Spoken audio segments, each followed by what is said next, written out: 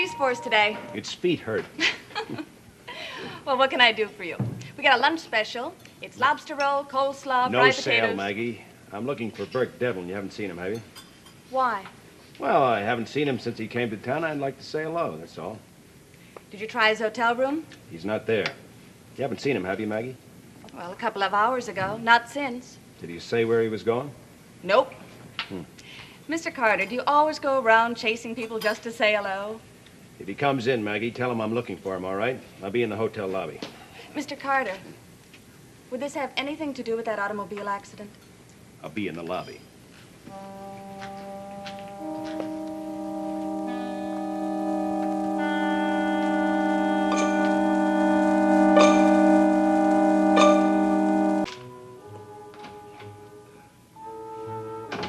Burke?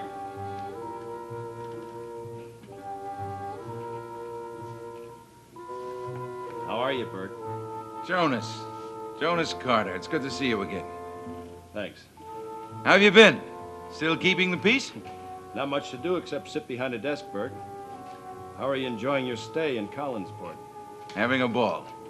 Have you had your lunch yet? Why don't you come in and join me? I'll take a rain check, Burke. I would like to have a talk with you. Oh.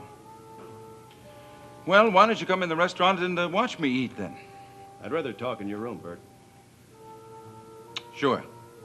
Look, I'll just go check, see if I got any mail. Then I'll get a sandwich and a container of coffee, okay? Okay, I'll wait. You sure I can't get you anything? No, just want to have a little talk, Burke. That's all.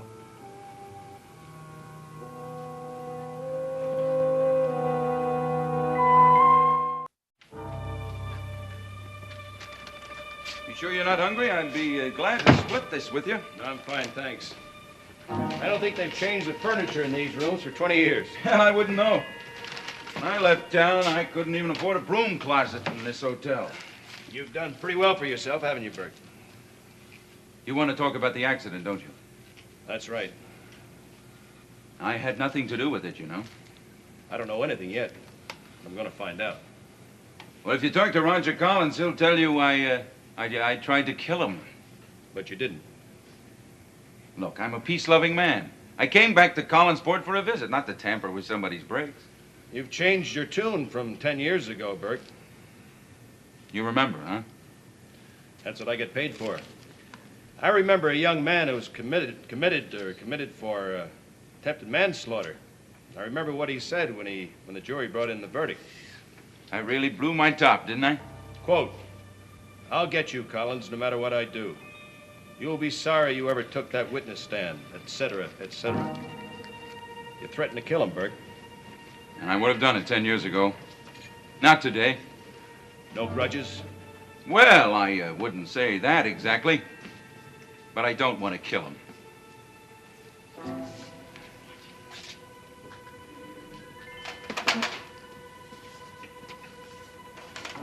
You know what happened to Collins' car, Burke? Yes, I do. Somebody removed the valve from the master brake cylinder, wasn't that it? That's right. Used a wrench to do it with. Your fingerprints were on that wrench. You mean my fingerprints were on a wrench, don't you? All right, Burke. Suppose you tell me what happened. Well, I went up to the house. I saw Roger Collins and his sister. I had a very pleasant talk, and then I left. After asking Roger to meet you in town. That's right. I wanted to discuss a business deal with him. How'd you figure he was going to get into town?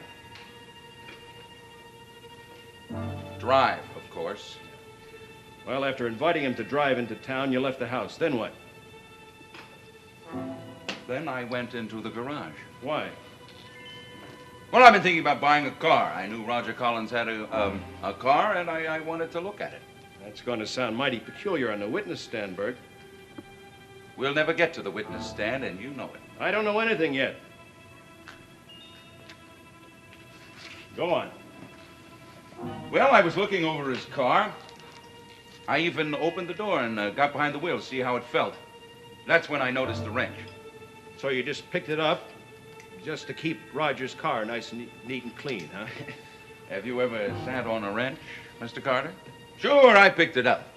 Then I got out of the car, closed the door, and I was about to throw it on the workbench when the girl came along, the kid's tutor. We talked for a while, and then I left, and that's it. Collins said there was no wrench in the seat of that car. Well, then maybe you better find out who put it there, instead of wasting your time with me. Don't worry about my time, Burke. That's what I get paid for. What next? Then I came back here, changed my clothes, had something to eat, and then I went over to the Blue Whale to wait for Roger to show up. Who couldn't make it because he was being dragged out of that wreck.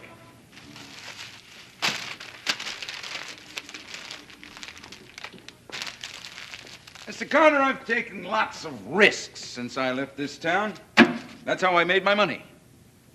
Taking risks. One thing I never did was place a bet on a dead horse. I'm just a country boy, Burke.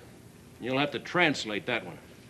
Well, do you think I would jump into a river if I knew I couldn't swim? Just think about that. Suppose I wanted Roger Collins dead. Suppose I tampered with his car, which I didn't, but suppose I did. And there I was, standing in the garage with a wrench in my hand, and someone comes along and sees me. You think I'd be stupid enough to go through with it? There wasn't much else you could do. Oh, come on, Constable. You're not that much of a country boy, I know that. I'd have told Roger not to come into town. I'd have tried to find some way to put the valve back. But one thing I wouldn't have done is come back here and wait for you to come up here and ask me questions. Do I worry you that much, Burke? You don't worry me at all. But I'm up to here with all these accusations. I didn't come back to Collinsport for that. What did you come back for? Certainly not to commit a murder.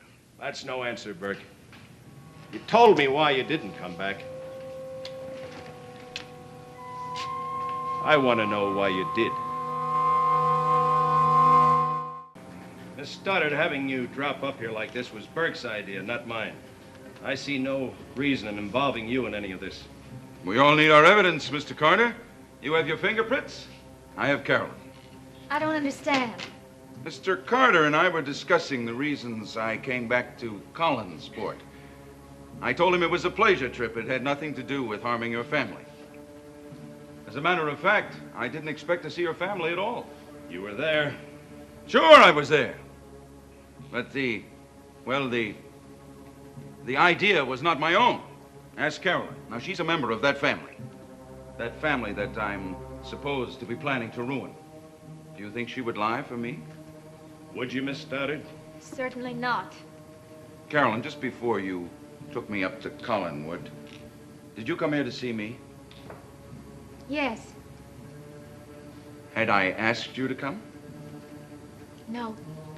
She just walked in. Unplanned, uninvited. Isn't that right? Yes. At the end of your visit, how did you get home? You drove me. At whose suggestion? Mine. Why don't you tell the constable what I said when you made that suggestion? Well, you said you didn't think it would be a good idea, that my family wouldn't want to see you, and you felt it would be better if you stayed away from them while you were in town.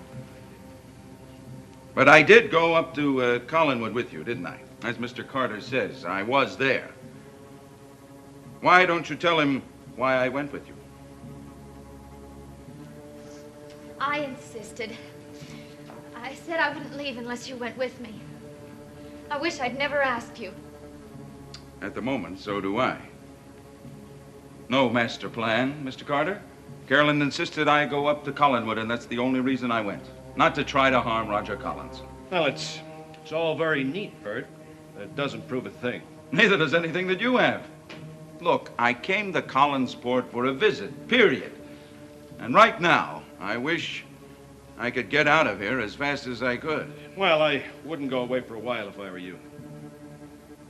Are you going to arrest me? No, I wouldn't take any sudden long trips. Are you coming, Miss Stoddard? No. I want to talk to Burke.